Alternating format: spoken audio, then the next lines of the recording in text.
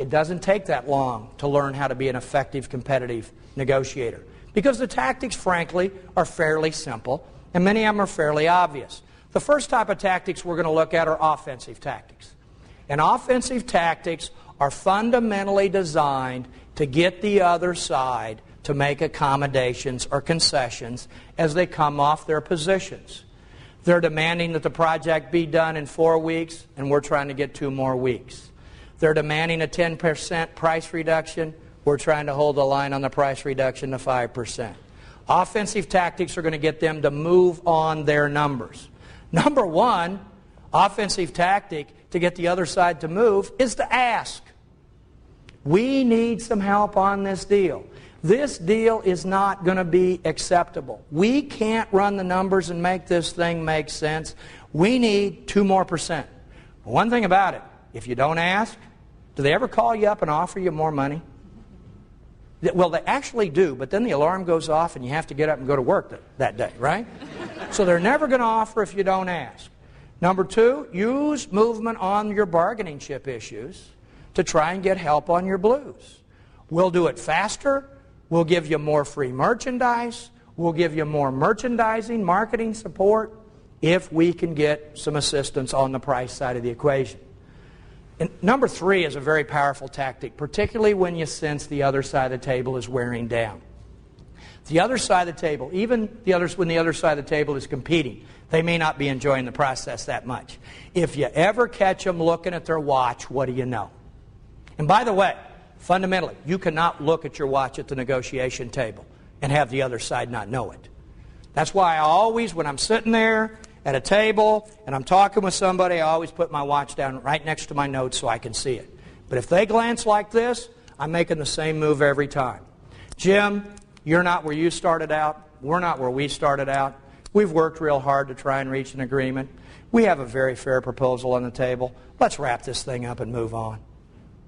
We've been meeting on this thing for 4 months. You got to be kidding me. This is a fair deal. Let's move on to the bigger issues that we have to put in play. Question the rationale, logic behind their issues on some of their blue chip issues. They've been telling you for years that service is the most important thing, right? And now, to secure a price reduction, what are they saying they don't value that you provide anymore? We just don't value your services anymore. By the way, fundamentally, let me warn you of this. Any service you give your customer for free, they will not value. Because if you're not going to put a number on it, why in the devil would they? Okay, so you're saying, give me the skinny, but you know you need the additional services. You know you need the additional maintenance.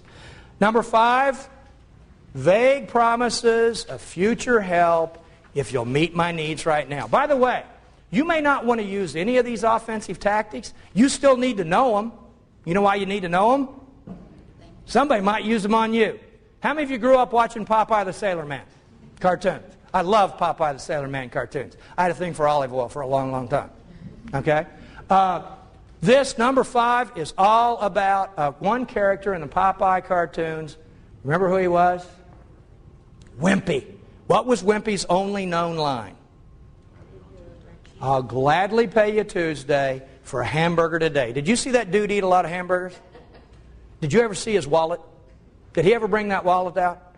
Now, I like the idea of future promises. There's only one word I don't like up here. Vague. You're saying, hey, you help us out on the primary supply line, and next year we're going to give you a peek at the big items.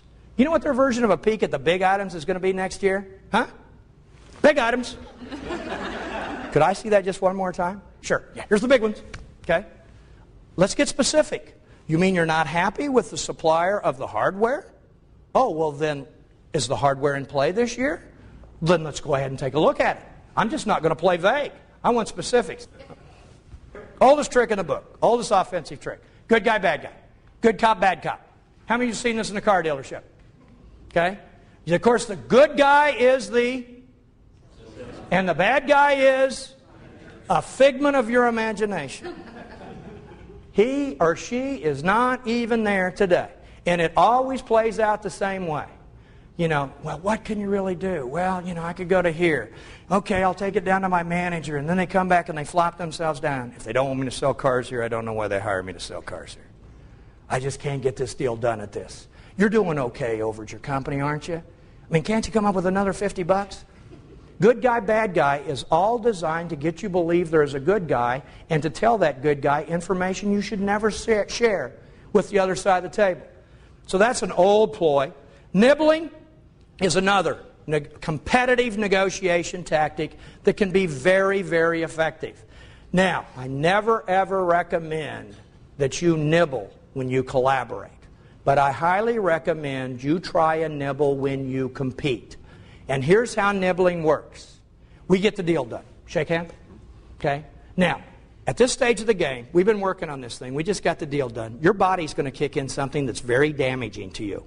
It's called endorphins. It makes you stupid. Okay? So we're sitting right here, and you've cut me back from 8 locations to 6 locations where you're going to try my product, and I'm going to nibble.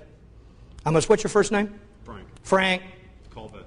Good negotiation, tough negotiation. We knew that when we come over here it was going to be tough. I'm telling you, though, and we're going to do a great job for the locations that we do. I'm telling you, there's one thing that just concerns me. You know, we're back now to just 6 locations, and I'm not sure that's going to be an adequate trial. Let's consider moving it up to a 7th location, because that right there would give this product a real chance to show you what it can do. Cut your price in half. So he came right back. It's amazing how frequently the other side of the table will say, yeah, we could give you 7. Yeah, we'll give you 7 locations. Now, the interesting thing about nibbling, I really don't care whether he says yes or no. If he says no, cut your price in half, what have I just learned? This is a pretty good deal. He has no more room to give. And if I go back to my sales manager and have the discussion with my sales manager, and she says, how many locations did you get? 6. Oh, you could have gotten 7. I know you could have gotten 7. You know, I thought the same thing myself, you know. But I tried to nibble back a 7th, and there wasn't a 7th there to be had. No room. You're just checking the deal. In Memphis, we like to say you nibble just to see if there's any chicken left on that bone.